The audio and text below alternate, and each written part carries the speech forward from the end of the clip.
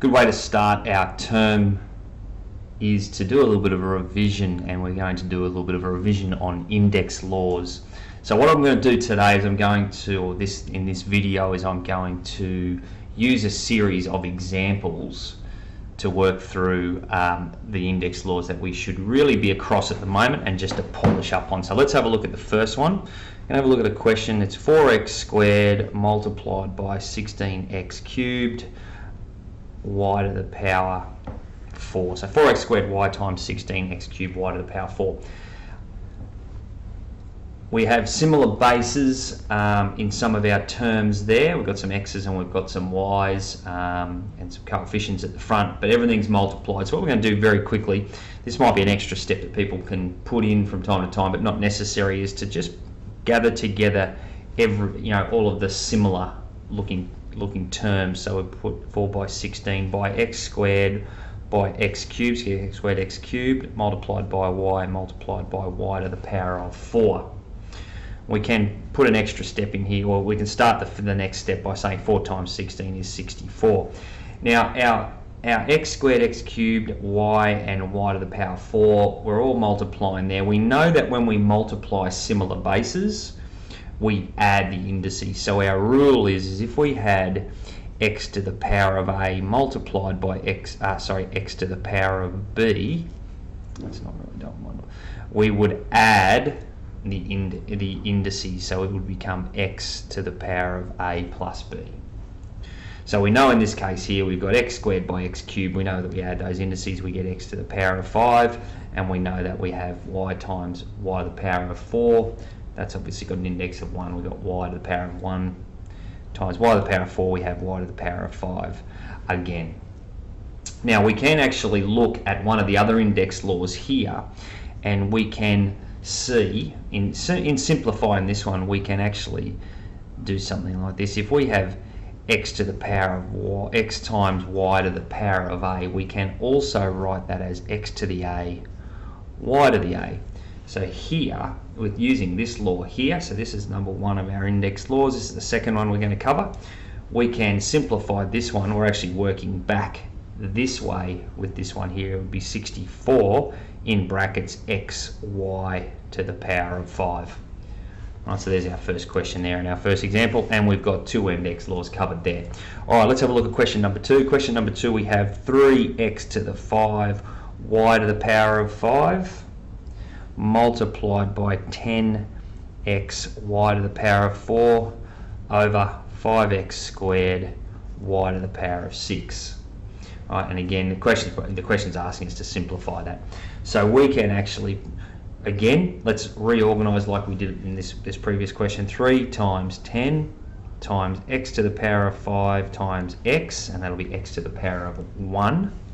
And we multiply by y to the power of 5 multiplied by y to the power of 4. And then we're all over 5x squared y to the 6. Alright, now let's work across the top line. We have 30, and then again, using the same principle as above, x to the power of 5 times x to the power of 1 is x to the power of 6, and y to the 5 times y to the 4 is y to the power of 9, all over 5x squared y to the power of 6. Now we can, just very quickly, what we'll do is we'll cancel down here, and we'll say 5 goes into 36 times, so we're left with 6x to the power of 6, y to the 9 over x squared y to the power of 6. Now, here's our next one. We know that if we have the same base and we're dividing, so xa over x to the power b, or if you had xa divided by x to the power b, both the same thing, we know that we just simply subtract our powers. So if we have a look here, we've got 6, we've got x to the power of 6 divided by x squared. That'll leave us with x to the power of 4, because 6 minus 2 is 4. And we'd have y to the power of 9 over y to the power of 6, which will leave us with y to the power of 3. 9 minus 6 is 3. So there's our third index law. Right, so let's have a look at the third question. We've got a third question here, and we have 3x to the minus 3 y squared multiplied by x squared y to the minus 4. Now, using one of those previous index laws that we knew, or that we've just covered over. We know that this -4 here, if we raise an index to another index, we multiply. We actually multiply them. All right. So we have learnt that one in the past, but we'll write it down here. We've got a to the m, and if we raise that whole term to the power n, we just simply multiply the two indexes. So here, this is obviously a 1, and we multiply out our indexes, almost like distributive law. So we'd end up having 2 times -4 is -8, and that's y to the -4. All right, and then once we do this, we work through the question. We could, 3 comes out the front. We're not going to gather like terms here because we're probably okay with now just multiplying the two bases. So x to the -3 times x to the -8, we add the indexes and it gives us x to the -11, and y squared multiplied by y to the -4 gives us y to the -8. So we've looked at a fourth index law here. Now what we can do, let's introduce the negative index law here, and we know that if you've got a to the power of, let's say, m, we can actually invert that, and all we need to do is simply change the power of the index. All right, so that's our I guess there's our fifth law. And so how does this apply here? Well, we can certainly invert the x to the power of -11, and it just becomes x to the 11. So it just changes. So it doesn't matter if it's a negative on the top, it would then become a positive on the bottom. All right, and then you would have y to the power of 8.